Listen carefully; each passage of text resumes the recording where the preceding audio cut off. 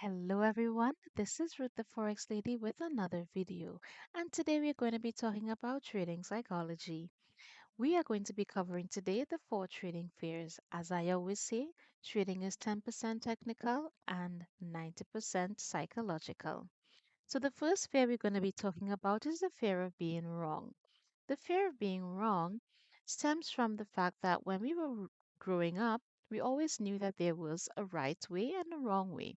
And if we are wrong, then obviously we're going to have consequences to being wrong. And if we are right, we're going to have rewards based on being right.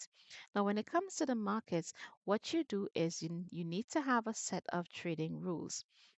Your trading rules must include your trading plan, which would be criteria for getting in either buys or sells. You must have a risk management, which includes your lot size as well as your risk to reward ratio. And then understanding that when you enter into the market, you have to be mindful of your emotions, which is what we're hoping to accomplish by explaining the four phase of trading. So, sometimes you enter in the market, you do all of your analysis, and then you say, you know what? I think that this may not go in my direction. That is not your concern. If you do all your analysis and all your analysis points to you entering in a buy direction, based off of your trading plan, you are to enter the buy. It's as simple as that. It may go in your favor, it may not, but if it doesn't go into your favor, that is okay because you should have done sufficient back testing enough to know that based off of a certain number of trades that you would have taken, more times than not, you would be in profit, which would give you your competitive edge for you to be in overall profit either at the ending of the week, the month, or the quarter. So it's okay, nothing is wrong, but it is okay, you are not wrong. It's just that that particular trade did not go in your favor because, as we know, there is a random distribution of wins and losses in the markets. Our second fear is a fear of turning a profit into a loss. That normally comes whereby you enter the markets, and sometimes I myself had an experience where I was over 100, 400 pips in profit and closed off the day in negative.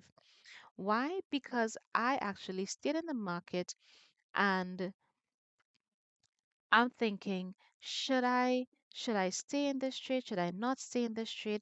Now that is something that you have to decide.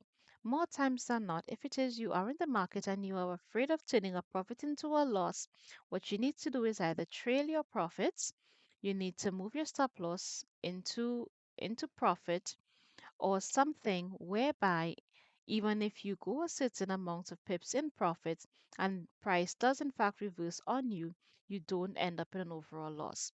Now, sometimes you have to take into consideration as well, sometimes price is just pulling back to continue, and you have to be prepared to be knocked out a couple times and watch price continue in your direction.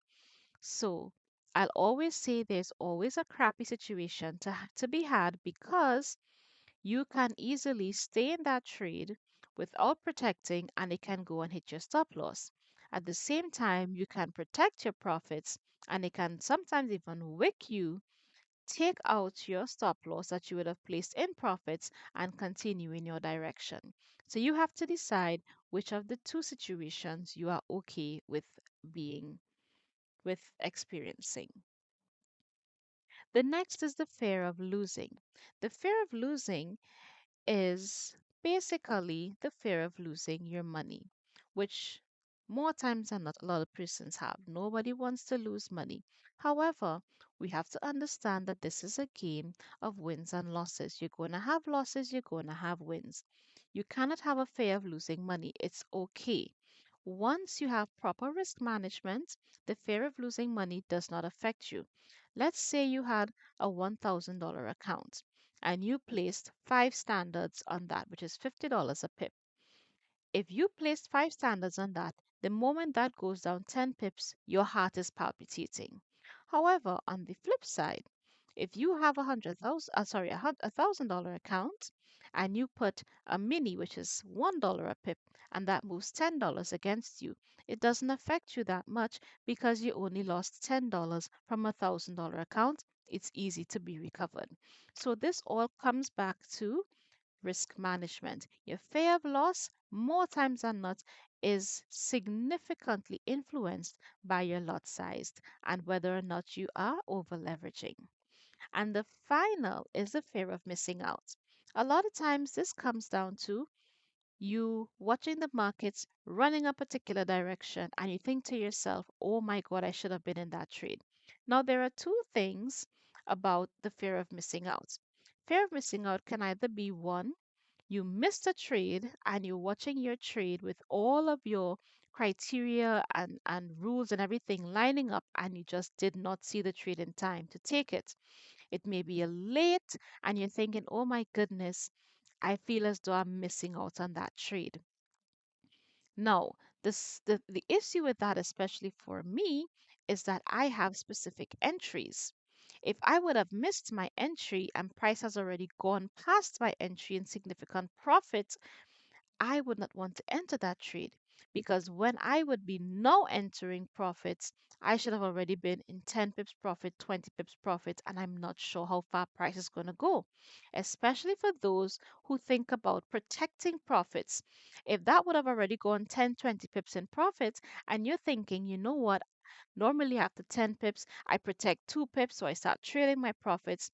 Then if that went 20 pips against you, you should have already been protected at 10 pips. So if that goes 20 pips and that now pulls you back, what is going to happen is that one is going to make your stop loss even bigger, which creates a risk exposure that you did not cater for. And two, it makes you feel uncomfortable because that is not your original entry. The next thing is when it comes to the fear of missing out, it also comes down to, for example, you place a trade and you're going for 30, 40, 50 pips. And on that particular day, price ran all the way up to 300 pips. And you're thinking, oh my gosh, I only took $30 in the market when I could have gotten $300. Or and then the next day you come into the markets again and you take $30 again and price ran would have given you $300. And that fear of missing out comes down to the fact that you feel as though you could have made more money. But what helps with this is having a compounding sheet. So you say, you know what? I have a compounding sheet that I'm comfortable with. I know after 3 months, I'm going to have X amount of dollars from this initial investment. So even if that ran 300 and something dollars and you would have made your daily goal, you know that you would have been in the right direction. So thank you guys so much for listening to my video and I will see you guys in the next video. Bye.